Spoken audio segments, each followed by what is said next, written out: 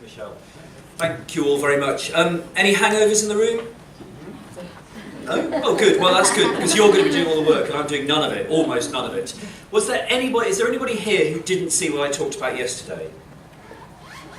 Actually, quite a few people. Okay, well then I will very quickly go through what I said yesterday, which I hope won't be too boring for everybody else. But then we're going to be working with it in the room. And by the end in the next 35 minutes, we're going to solve Australian democracy. So no pressure at all. I was thinking about effective engagement differently. I want to be clear, I'm not talking about in-the-room stuff. I'm not here to tell you about the how of engagement. That's what IAP2 is about. What I'm here to talk about is the why of engagement, the where of engagement. That's what I really want to think about.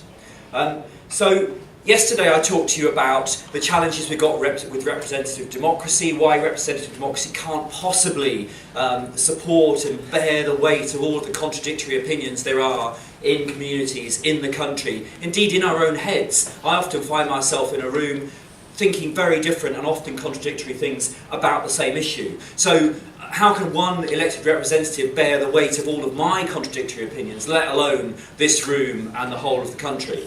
So how do we think about democracy differently if our representatives can't do that? That's what I'm going to talk about, and specifically taking a deliberative systems approach. So I'm going to very, very quickly scoot you through the deliberative system, but the core idea at the centre of the deliberative system, which is what's changed my perspective on what I think I'm doing, and maybe it will change your perspective on what you think you're doing, is this notion of deliberative capacity. And I've stolen the Australian academic John Dryzek's work, as I told you yesterday, and he describes deliberative capacity as the extent to which a political system possesses structures to host deliberation that is authentic, inclusive and consequential. It's those last few words that are important. And by that, as I said yesterday, I think he means that there is a wide range of views that are visible in society. It's possible to identify them. That they're interacting, they're not happening in separate places, but actually they're changing each other, they're interacting. And finally, they're making a difference, they're taken into account. We can't possibly take into account how many people in Australia, 20 million people in Australia? You can't, is that about right, roughly? You can't take 20 million people's views into and enact them all, but you can take them into account, make note of them, explain why you're doing some and not others. So that's what deliberative capacity means. And then I presented the deliberative system to you, and I said that it had got 7 components to it. And I said that there was the empowered space, which is where decisions are taken, and that's both Parliament, it's both where our elected representatives sit, it's also government officials, but it's also those non-departmental public bodies, those quangos that deliver water services, that deliver health. It may even actually be in the UK context, I don't know nothing about public services here. It may also be not-for-profits and companies too. And then I talked about the public space, which is where those views are made visible. It's the media, it's the internet, it's the kind of town hall meetings, it's the kind of really rambunctious public space where views are kind of made public. And those two are fairly obvious, and we know about those, and that's where we spend our lives, probably. But I think what's really it's the rest of the system that's worth thinking about. So John Dryzek then asked, well, to what extent are the views that are expressed here transmitted to here and taken into account by the empowered space? So transmission, and then accountability. To what extent are the people in this space held accountable by the people in the public space? And then I talked about the private space over here, which is I can hear myself in the speaker and it's incredibly disconcerting. And the private space is the non-civic space, so it's what happens in the family, in the workplace, in church halls or wherever. So it's the non-civic stuff that doesn't directly interact, but I told the story yesterday of how I'm beginning to understand the impact it particularly has on the public space and therefore the rest of the system. And it's clearly a place I really need to do significantly more thinking. And then finally I talked about the stuff that's kind of a bit outside everyday democracy. I talked about meta-deliberation. To what extent does the system step back and say, how's it going? Is it working? Who are we missing? What's happening with power? Who's exerting power? And that, of course, itself has to be deliberative. It has to have a high deliberative capacity, lots of views as part of it. And then I said, is the system itself decisive, or is there actually something outside the system that's making all the decisions? And even though there's high deliberative capacity in here, actually the system is almost worthless because all the decisions are taken outside it. So, that was the system. There's loads of people in the room. Has anybody got a question that, if they don't get it answered, they can't possibly do any work on the system? Or does it kind of make sense and you're happy to go forward with it? I'm seeing some nods. Okay, great. Right. So, on your tables, although not on those tables, you're going to have to work. I'll give you some stuff, and you're going to have to quickly set this up. There's more. Oh, I got more card there. Brilliant. Okay. So, what you have on your tables is you basically have the components of the deliberative system. You've got 7 components of the deliberative system. You've got some post-it notes and you've got some pens. We're going to see whether we can do 2 different exercises. First of all, what you're going to do in about 10 or 15 minutes is you're going to assess the health of the democratic system. I'm going to come to the democratic system in a minute because that's really vague. And then, if there's time, what we're going to do is we're going to explore, well, where might your tools help deal with the places where deliberative capacity in the system is lowest? Where are the tools that you've got going to be helpful in increasing deliberative capacity? So that's what we're going to do. Now, as was pointed out to me yesterday, you're not even all from Australia. Some of you are from other places in Australasia. Some of you are going to be working at federal level. Most of you are probably working at lower levels. So, has anybody, and I said that the deliberative system can be applied to a town council, to the federal level, to the United Nations, and then when we join the Galactic Federation, even to that level. So you can do this thing at different levels. So, has anybody got a burning desire that they think there are enough other people in the room who might be able to sit round a table and work on a system at a different level? Some of you might want to work on the South Australian level, some of you might want to work on the Adelaide level. Put your hand up if you think you've got enough compatriots who would be able to work on a level of the system that is other than federal. So if there's enough New Zealanders in the room, that would be, I think they should probably work together. Basically, where we're going to end up with is, I suspect, 2 or 3 tables that are working at a level lower than the federal level, and then the rest of you are going to have to work on the federal level because that's what you have in common. Okay? Anybody got a burning desire to do a level other than federal? Yes. State, and if anyone's from WA, but otherwise just do state. Well, I think it has to be a particular state. It can't be because the peculiarities of each state you have different. So it has to be a particular state, I think. So Western Australia. Any votes for Western Australia? Hands up for Western Australia. 1. Not enough. Right. Anybody? South Australia. How many for South Australia? Okay, there's enough. So I reckon we're going to say we've got 2 tables. That table and that table for South Australia. Okay. Anybody else got another level they want to work at? Yes. Local government? Which local government? Which one? Bayside, but in Melbourne. Victoria? Victoria. How many people for Victoria? I'm from Tassie as local government. Does that count? I reckon there's probably just about enough Victorian. We're going to congregate around the Victorian table here. Any other level? Yes. New South Wales? New South Wales. How many people New South Wales too? Oh, right. I reckon we've got 2 tables. So we'll say that table and that table is New South Wales. I hope you're remembering because I'm really not. New South Wales. Anybody else bidding for another level? Right, okay, so basically these tables are a particular level of government and these tables are federal level. Yeah? So your first task is to set out the components of the system, and then you're going to use the post-it notes and you're going to identify where is deliberative capacity weak. I'm not interested in where the laws are weak. I'm interested in where are there a small number of views and perspectives being expressed and having a difference on the decisions that are being taken. That's the critical thing. It's about the number of views, and if they're low, then the deliberative capacity in that place is low. And there's going to be lots of different ways you can describe the public space and so on. That's your first task. Is it clear? Mm-hmm. Yes. Go for it. Move, go for it.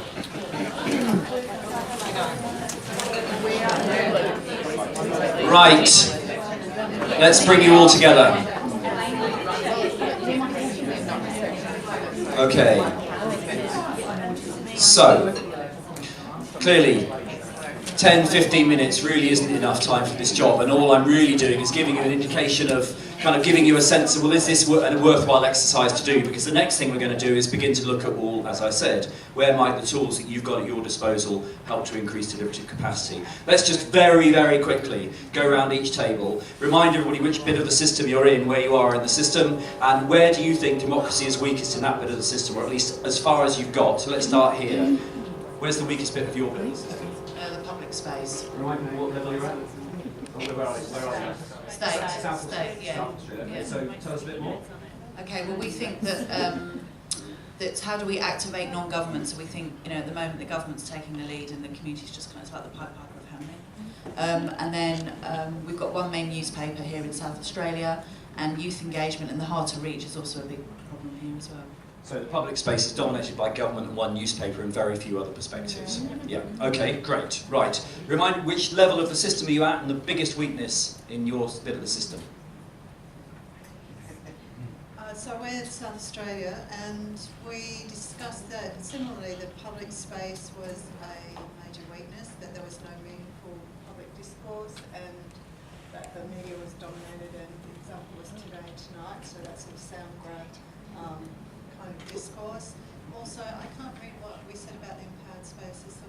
I mean, actually, given the time we've got, I'm afraid I'm only going to do enough? one by you. That's enough. So I think if we're going to go deeper into it, what will be one question I'd be asking of both of those groups will be, well, what views are missing? If those are the views that are prominent, actually, who are we missing? Because then what we might be able to begin to think about is, well, where might the tools that we've got, the ways we've got of reaching out, actually begin to help us to identify and make those views more visible. So remind us what level you're at and which...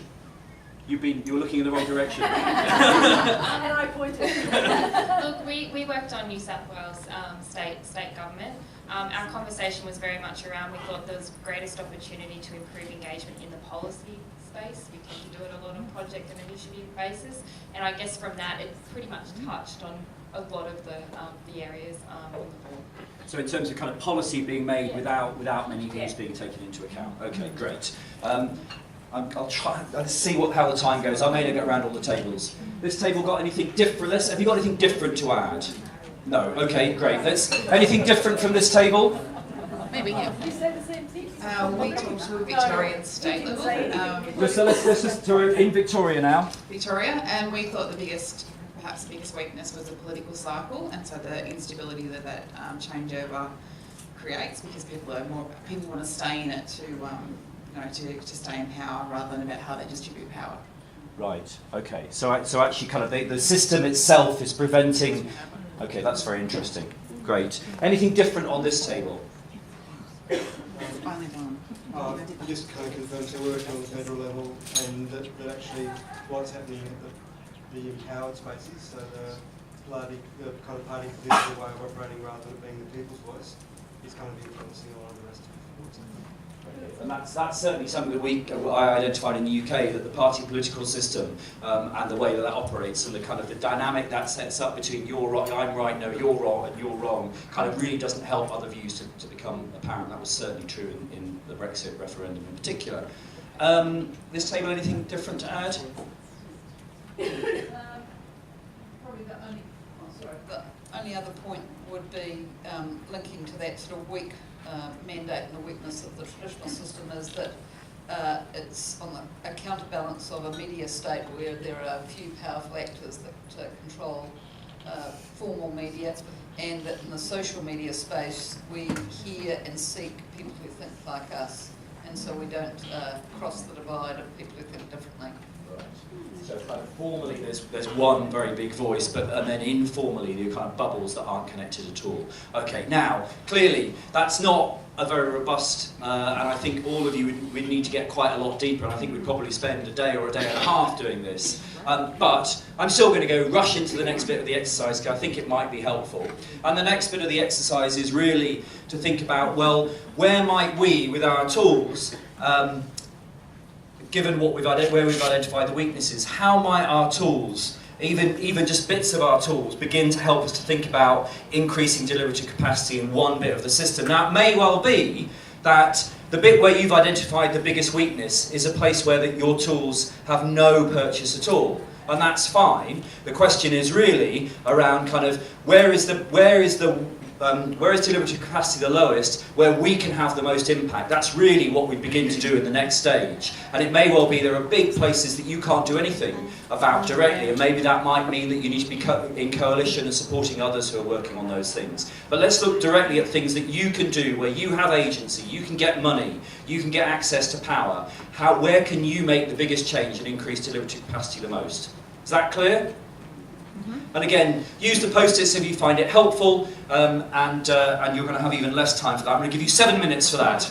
And I want the place where you think you can best make the impact at the end. Right, it's not good form to apologise really, right? I'm going to apologise. It's time to come together. Sorry to stop you in mid-flow. I think some of the conversations I've been hearing have been really fascinating. Maybe we could be using those networks too. What are their drivers? If we could change the people in this space, then maybe that would... I think so. Some of the conversations I've been hearing have been really interesting, and I wish I could have kind of sat in on more than a number of them. Clearly, as I've said a number of times, you can't possibly have solved the democratic problem. But if, given what little time you've had, if you were going to pick one thing that you would do, one intervention in the system, where would it be and what would it be? And let's go backwards across the room, the opposite direction. Where would you intervene in the system and how on this table?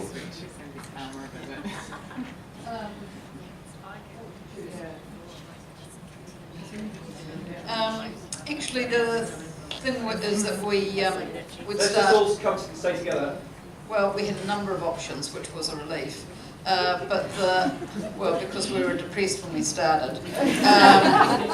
But one of them was essentially starting to shift the culture that actually you do own it and you can be influential. It's not actually decision makers who own it, it's ours. So it's the ownership conversation. That's really interesting, and then obviously a whole set of questions flow around that, but that's really interesting, actually thinking about, well, who are we as citizens, and what does that mean for us to be citizens? That's kind of between the public and private space, isn't it, really? It doesn't really matter where it sits in the system. So, this table, where would you intervene, and what would your intervention be?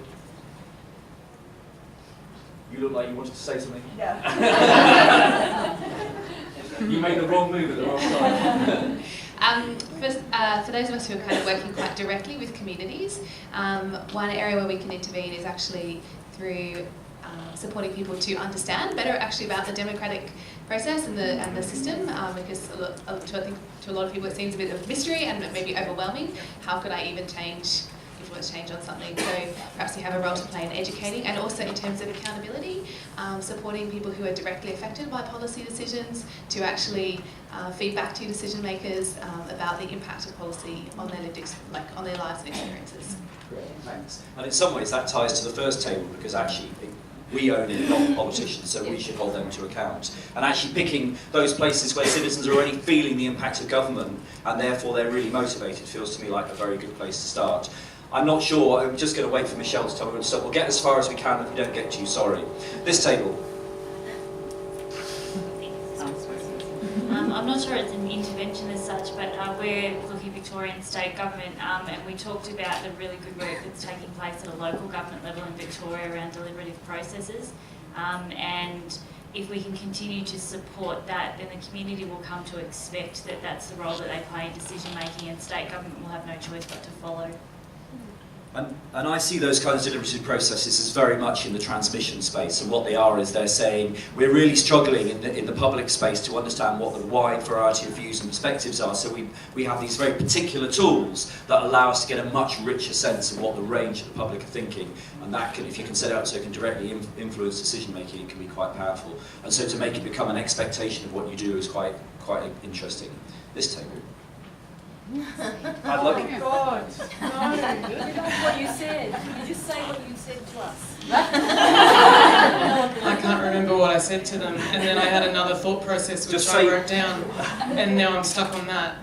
We talked about, what did we talk about? We talked about using that we wanted to think about using the networks of all of the things that the state funds, so all of the little trickle-down things that it funds in smaller communities, to then create more of a visionary kind of process of developing policy that actually connects to what people across the state need or want regionally, and so they have a connection to that rather than coming from the top down, and that we need to face the reality that those two things need to meet in the middle. So we need to go top down as well as ground up at the same time. Great, okay, yeah. Excellent. I think one of the biggest changes in my thinking over the past 3 years has been, I don't get me wrong, I think that citizens' juries and some of those things are really important, they're very powerful, but I think what they do is they set up these one-off spaces, and they answer questions that government wants to answer, not where citizens are. And so I start thinking in terms of networks, and who's influential in networks, who can help us access what citizens are really concerned about. And so shifting to thinking in networks, I think, is quite a powerful way of thinking about how do you get more voices into different spaces. You're just going to stop me. 1 minute, right, this is the last table. Sorry, you two. Got to be very quick. No problem, I'm used to talking quickly. We've found that, we feel that we do fairly well on obtaining opinions from the general public in the public space, and sometimes even in the private space, but where I think it falls down is that those messages aren't going back up through to the empowered space, so there's clearly a problem with transmission. I guess the key message that came out of that was that we absolutely need to have a seat at the table. And you, as in facilitators. As in the practitioners, we absolutely need to have a seat at the table of Just which senior table? management. The senior management table, absolutely, to be able to push those messages up. Great. Okay. And so I imagine that many of you around this table are actually inside government. The table you want are in your own institutions. Okay. Great. So I think that my system has been helpful to me. I've got a long journey. I know almost nothing about analysing systems, and that's one of the things I've got to do over the next year, is really doing some proper systems thinking, where this is really only the start. But what my key reason for doing this was how do we move from doing good practice in the room to thinking about the why and the where of doing engagement. And I think that's the flip that I've made over the last couple of years. And I think it's helpful, and I hope you found it helpful too.